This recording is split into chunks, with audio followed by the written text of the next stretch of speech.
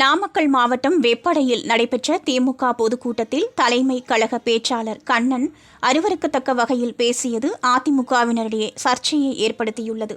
நாமக்கல் மாவட்டம் வெப்படையில் முன்னாள் முதல்வர் கருணாநிதி அவர்களின் பிறந்தநாள் விழா பொதுக்கூட்டம் இளைஞரணி சார்பில் நடைபெற்றது.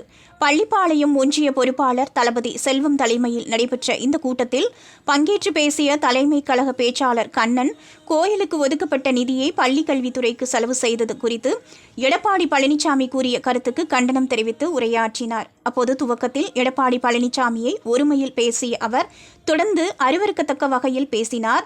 இவரது பேச்சு தற்போது அதிமுகவினர் மத்தியில் சர்ச்சையை ஏற்படுத்தியுள்ளது.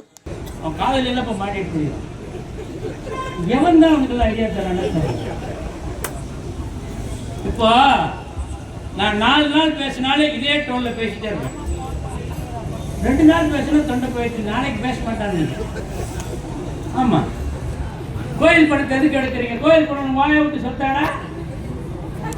யாரை விட்டு சொத்து? இந்து மக்கள் சொத்து. சரி, இந்து மக்கள் சொத்து எடுக்கிறாங்கன்னு முஸ்லீம் காத்தரும் இல்ல அமெரிக்காவில் இருக்கிற வெள்ளக்காரனுக்கு கொடுக்குறோமா? அந்த பணத்தை எடுத்து இந்து மக்களுக்கு தானே காலேஜ் கட்டுறோம். நாங்க கட்டல. பக்தவச்சலம் கட்டினார், எம்ஜிஆர் கட்டினார், கலைஞர் கட்டினார், அம்மா ஜெயலலிதா கட்டினா. ஏன் 2017 நீயும் கட்டிருக்க? களத்துக்கு வா, சொல்லு, திமுக ஆட்சியின் குறைகளை சொல்லு. மக்கள் ஓட்டு போட்டா நீ ஆட்சிக்கு வா, வேண்டான்னு சொல்லல. நீ முதலமைச்சராகவும் மப்பட துணைமுகத்தாரு வாயல இந்து அரங்கத்தையாக்க எவனா வேண்டானா? அத்த திமுக அழிச்சிருவாங்கிற நீ உரிமைத்தவ நாங்க கொடுத்தோம்னா எப்படி கொடுக்குறீங்கன்னு கேட்கலாம். எடப்பாடி பழனிசாமி சொல்லியிருக்கோம், நாங்கள் ஆட்சிக்கு வந்தா 1550 1500 ரூபா நான் தருவேன் இருக்கோம். நீ யாரு? நீ எங்கிருந்து தருவ? நீ ஆட்சிக்கு வந்தா தானே.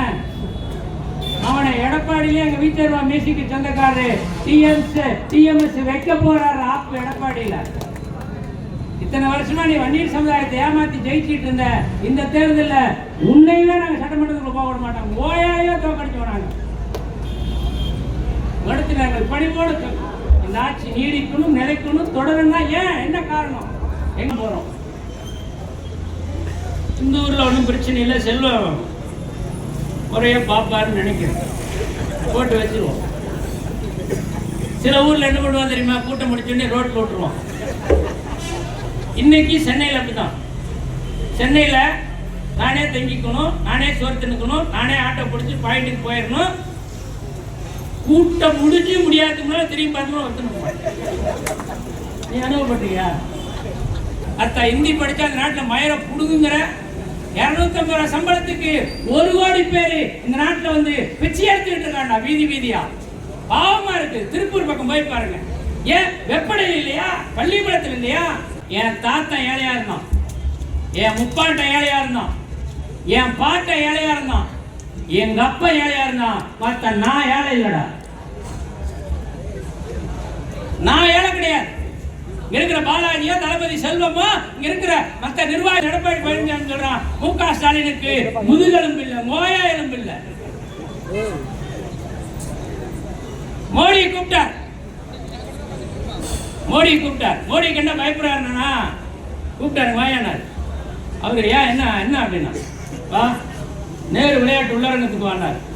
ஊட்டி உட்கார வச்சு நாட்டு மக்களை பூரா அங்க வந்து உட்கார வச்சு தலைவர் பேசும்போது சொன்னார், மோடி அவர்களே, உரிமைக்கு குரல் கொடுப்போம், உறவுக்கு கை கொடுப்போம். நீ தர வேண்டிய 14,500 கோடி ஜிஎஸ்டி பாக்கி இருக்கு, கொடுத்துட்டு மூடிட்டு இங்கிருந்து எந்திரிச்சு போன இந்தியாவில் சொன்ன முதலமைச்சர் தலைவர் தளபதி.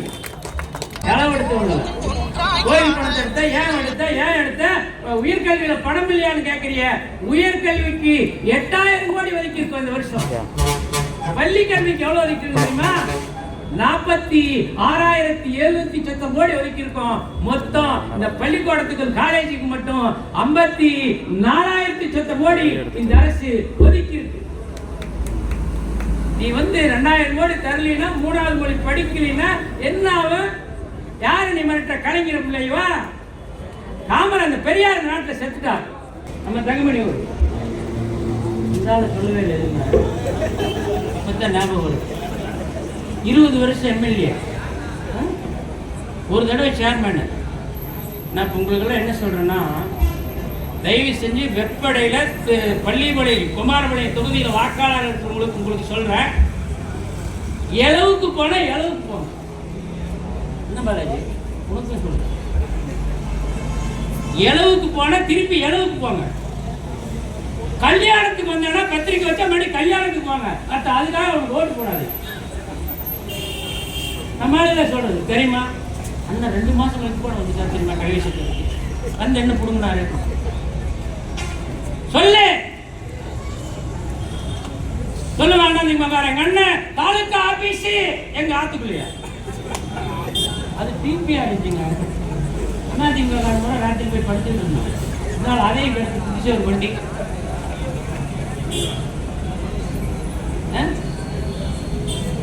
என்ன நினைச்சிட்டு இருக்கீங்க? 39 பார்லிமெண்ட்ல இப்போ வந்து 8 தொகுதி குறைப்பாங்களாம். நான் மோடிக்கு என்ன சொல்றேன், உனக்கு என்ன பிரச்சனை? தமிழ்நாட்டில் ஜனத்தொகை கம்மியா இருக்கு, அவ்வளவுதானே? அவ்வளவுதானே? உன்னால முடியாது, எங்கனால முடியும். ஏன்னா நாங்க கொண்டாட்டி வச்சிருக்கோம். அதெல்லாம் வச்சிருக்கோம். கருத்தில் உள்ள ஒரே 1 வருஷம் டைம் கொடு. நீ 10 கோடி பேர், அடுத்த வருஷம் 20 கோடி பேர் நாங்கள் ஆக்கிரமே இல்லையான்னு பாரு. பார்லிமெண்ட் தொகுதி குறைப்பாங்க நீ விடுமா? நாங்க இதுல இவன் யாரு சிலுவம்பலத்துக்காரரு. நான் சாலினை கேட்கிறேன், வாயா புருஷனு போயிருக்கேன். திமுக ஆட்சியில் சட்ட ஒழுங்கு கட்டுவிட்டது. பெண்கள் வீட்டை விட்டே வெளியே வர முடியல, வீட்டுக்காரிகள் வீட்டுக்குள்ளே இருக்கா. மருமகள் வெளியே வருது இல்லையா? பேரம் பேத்தியெல்லாம் பள்ளியோட வீட்டுக்குள்ளே நடத்துறியா? நீ சட்ட ஒழுங்கை பத்தி நீ பேசலாமா? அந்த நாட்டில் ஒரு கொலைகார உன்னை பத்தி தெரியாதவங்க போய் உன்னை ஜால்ஜா பண்ணு. கொலையை பண்ணிட்டு ஈரோடு மாவட்டம் வாவிக்கடை திருவாச்சி ஊராட்சியில் வந்து 20 நாள் நீ ஒண்டி இருந்தவன். ஒரு சர்க்கரை வியாபாரி வீட்டில் நீ இன்னைக்கு உயிரோடு இருக்கிறீங்கன்னா, இன்னைக்கு உயிரோடு 2 தலைவர் இருக்காங்க. ஒன்று கோபிச்செட்டிப்பாளையத்தில், இன்னொன்று ஈரோட்டில் இருக்காங்க. 2 பேர். இவங்க தான் காப்பாற்றினாங்க. இவங்க மட்டும் இல்லைன்னா இவனை புதைச்ச இடத்துல ஒரு 200 அடி தினமும் முடிச்சிடும். இவர் பேசுறாரு சட்ட ஒழுங்கை பற்றி, நீ பேசலாமா? நான் ஒரே ஒரு கேள்வி கேட்கிறேன். அதிமுக யாராவது இருந்தா, தொண்டனுங்க தம்பிமாருங்க இருந்தா ஒரே ஒரு கேள்வி கேட்கிறேன். உங்க அம்மா ஜெயலலிதா எப்படி செத்து? அதுக்கு மட்டும் பதில். இப்போ என் வீட்டில் எங்கள் அம்மா செத்துறது, எங்கள் அப்பா செத்துறாரு, என் பாட்டன் செத்துறான். நம்ம நிர்வாகி காலையில் அளவுக்கு வராங்க, வந்தோடனே கை கொடுத்துட்டு என்ன கேட்பாங்கன்னா, அப்பா நல்லா தான் இருந்தாரு, முந்தானத்து கூட திருச்செங்கோட்டில் பார்த்தேன் சந்தையில், எப்படி இருந்தாருன்னு கேட்பேன். நாம பதில் சொல்லணும். நான் சொல்லணும், இப்போ நல்லா தானே இருந்தாரு, திடீர்னு முந்தானத்து பாத்ரூமில் வலிக்கிட்டார், விழுந்தாரு, கிரகம் எல்லாம் மண்டையில் அடிபட்டுச்சு, நானும் தூக்கிட்டு ஆஸ்பத்திரி ஓடுன்னு செத்து போயிட்டாருன்னு நான் சொல்லணும். உமாருக்கு கல்யாணம் கிடையாது, குழந்தை குட்டி கிடையாது. இப்போ வாரிசுங்கிறாரு. பின்னால் நான் வரேன். சொன்ன டைம் தாண்டிடுச்சு. தம்பி பாலாஜி எந்திரிக்கும் போது ஒரு டைம் சொன்னோம். இதுக்கு மேலே நீ பேசுனீங்கன்னா கவர் வராது. எனக்கு கவர் முக்கியம், நீங்க சிரிக்கிறது முக்கியம் இல்லை.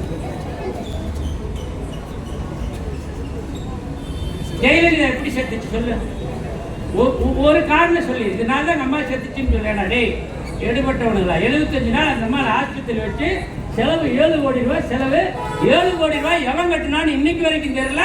அந்த 7 கோடி ரூபாயில 1,70,00,000 இவனுக்கு இட்லி தோசை மட்டும் செஞ்சிருக்காங்க. யாரு? இந்த தங்கமணி, பழனிசாமி, அந்த விழுப்புரத்தில் ஒரு குடியாரங்க சி சண்முகம், இவனுங்கெல்லாம் சேர்ந்து 1,70,00,000 இட்லி தோசை ஆம்லெட் ஆப்பாயில் கொடல்கறி தலைக்கறி மட்டும் திட்டுருக்காங்க. சொன்னாடு பாருங்க.